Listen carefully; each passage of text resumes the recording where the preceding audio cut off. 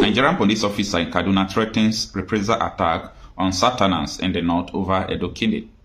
Hello, welcome to this channel. There is this video I came across and I would like us to watch it together. But before we do that, please, if you have not subscribed to this channel, please go ahead and do that.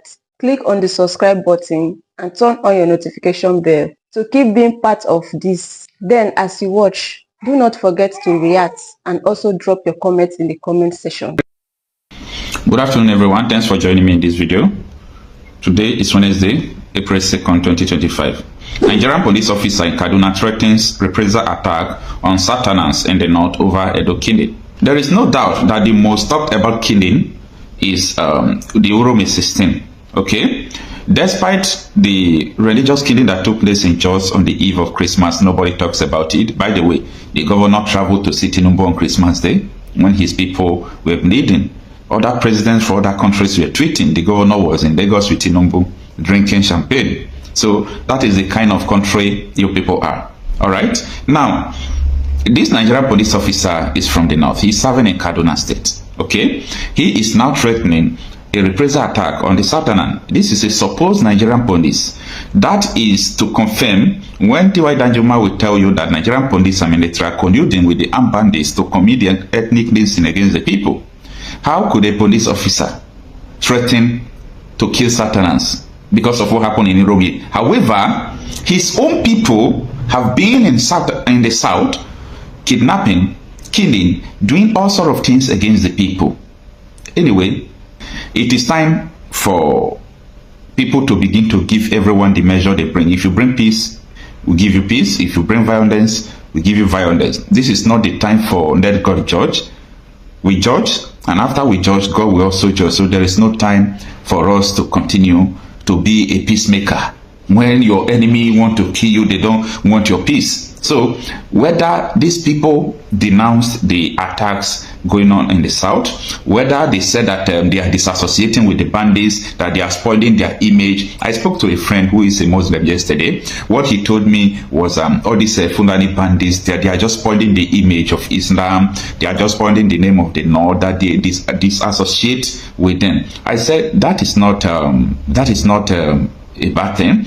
Every good conscious person would like to disassociate from the bad things, but the question remains, who are their sponsors? Who is backing them up? You see this Nigerian police that is talking rubbish on the social media.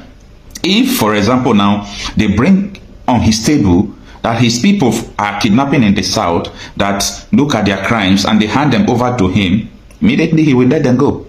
That is the kind of compromises you see in Nigeria that is making us to say everything that Nigeria can never be one and shouldn't have been one right from time. Okay? Because anytime this story or this idea of separation of Nigeria comes, people used to think that what do you mean? What of people who have houses in the north? What about people who have houses in the west? What about your brothers who have houses in US? It's US Nigeria. What about people who have houses in London? It's London Nigeria. Nigeria has created more enemies for people.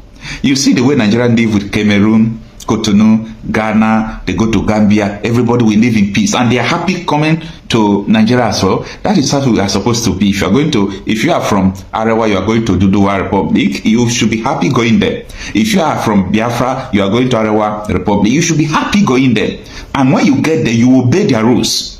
While you are coming to our country, you will obey our rules. That is how it's supposed to be. You know, we started talking about the issue of killing until everybody now wakes up. It is already too late. Before people will come to realize what we are talking about the separation of Nigeria, it will be very, very late. And that time people will be begging, please, oh, we need to separate too. It will be too late. But now, you don't have the reason to think that. But I promise you, with the trend of what is going on, people will beg for this country to separate. And that time, it will be too late. So, that is just what I think that will happen. Okay? Mark it, save it, and time will come, you will reference it. Now, police officer from Kaduna State, Hadaina Hussaini Dan Taki, has threatened reprisal attack on Southerners living in the northern Nigeria. Dan Taki's comment came in response to the killing of 16 Northerners in Uromi, Edo State. Meanwhile, On Tuesday, Dantaki, through a Facebook post, swore in the name of God, declaring that Northerners in the North must take action against the Southerners. Now, when does this issue become the issue of the North and the South? You see, the first thing they did when this thing happened was to say that the Igbo settlers in Uromi, they saw that the narrative didn't sell. They said Uromi is an Igbo land. They saw that the narrative did not sell before they said Southerners. So if you are Yoruba, you are Edo, you are Icho, you are this, you are that, you are Igbo, you are in the North, they will start attacking you. Before they were saying that any Christian in the North, they are going to attack them. But when they discovered now that even people who joined in that mob action were Muslims, so the narrative did not sell. The narrative now hits a roadblock. And what they are saying now, the whole Southerners. Let me see how far this narrative will still sell. But nobody, at this point in time, nobody is afraid of anything. Because what you are afraid of is already at your doorstep. Your people are being killed. Your people are being kidnapped. So what is the essence of any threat? Bring it on. Okay, people are ready. Bring it on. Now, he further warned that Southerners had forgotten their families were living in the North, vowing that within 1 week, the Southerners shall see the result. Okay? That is within 1 week, right? The post quickly attracted widespread condemnation from social media users, many of whom called out Dantaki for inflaming ethnic tensions, especially given his public position as a police officer. Many expressed concerns that his action could further exacerbate division, with some heighten his police uniform in controversial posts.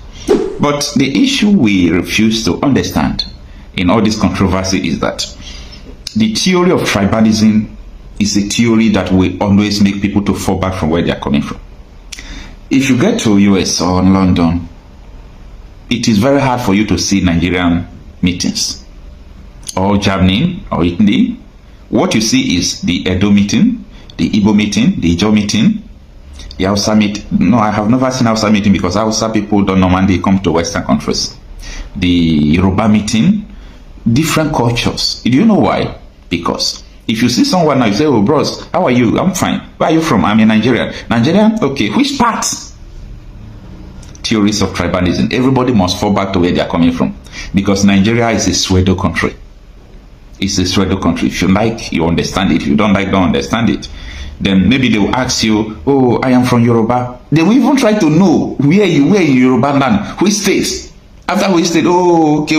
If the person still knows that, they will go back to ask you which family. So everybody always fall back. So the police officer is just responding to the theories of tribalism that he must fight for his nation, our nation. It is well. Now, in response to the criticism, he blocked his page, limiting users' ability to view his posts and comments. Meanwhile, on Wednesday, Muyiwa Adejobi, the first public relations officer, FPRO, responded on X to the situation. The police spokesperson stated, noted for necessary action. Thanks. Sahara reporters on Tuesday reported that a man from northern Nigeria issued a 48-hour ultimatum to President Bola Tinubu and Edo State Governor Monday Okpebolo, demanding swift action to identify and apprehend those responsible for the killing of 16 Northerners in Uromi, Edo State. Okay, these people talk sometimes. You just come out online to talk rubbish. Which one is giving a president ultimatum to identify? Leave them to do what they want to do. When the investigation is concluded, they will know. Anyway, Nigeria's system of investigation, as we know, is so poor, compromise, okay? And it is also to the favor of the highest bidder, okay? But let's see what the end will be. But who is fishing out people who are killing in the south? The Fulani terrorists who are everywhere. Who is fishing them out? That is the reason why we have that mob action, because where there is no injustice, jungle justice is inevitable. In a video seen by Sahara reporters on Tuesday, he had threatened that failure to do so would lead to retaliatory attacks against Southerners residing in the north. And it's a promise. It's a promise that if any attack happens to anybody from the north, who are from the south living in the north, I mean, because of this Edo killing, let them know that more people, more Northerners are in the south, and they will face the same thing. As I said before, this one is anything someone brings, you give them back. this is not the time for peace. There is time for peace. There is time for war. Okay? So, according to the DSS chief, he says the community should mobilize to deal with terrorists. If somebody come to your community, you people should deal with them, kill them, do everything against terrorists. Okay? That was what DSS chief said yesterday. So I'm quoting him. He said that people from Tafawa Balewa local government, people from, there are two places he mentioned in the north. When Boko Haram comes, they kill the whole Boko Haram. That was how Boko Haram stopped coming. So there is a language they understand. The language is, if they come to your village, kill them. That was what the DSS chief was saying yesterday.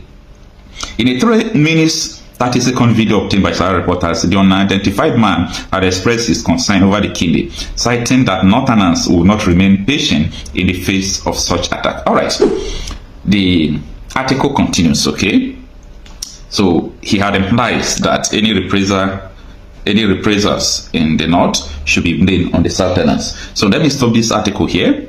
But what we are saying is that all this issue is happening because there was a problem. The problem was the government is colluding with the armed bandits, and that is it. That is why they are not serving the justice. So since there is no justice, we now resorted to jungle justice, and that is where we are today. Nobody should blame anybody. If you are terrorists, you are planning to go to south, you are from the north, you will meet your death. There is no mercy any longer. No more mercy. Okay, even though you are in the north, you see terrorists, Boko Haram, all those things. When you see them, eliminate them. The DSS chief told you that they can't protect all of you. You should mobilize and deal with terrorists. Mark the word, I'm only talking about people who are there to take your own life. Don't sit and fold your hand and allow people to take your life. Life is one. When they have done that, tomorrow they can even repent. They become a good people. They become good people. Why you yourself? It's already gone. So what I'm trying to say in essence is that everybody, it is time. That thing you are afraid of before, it is time. Okay? Face your fear. And at the end, victory will become yours. Thank you for watching this video. Please leave your contribution in the comment section and also do well to subscribe. I'll see you in my next video.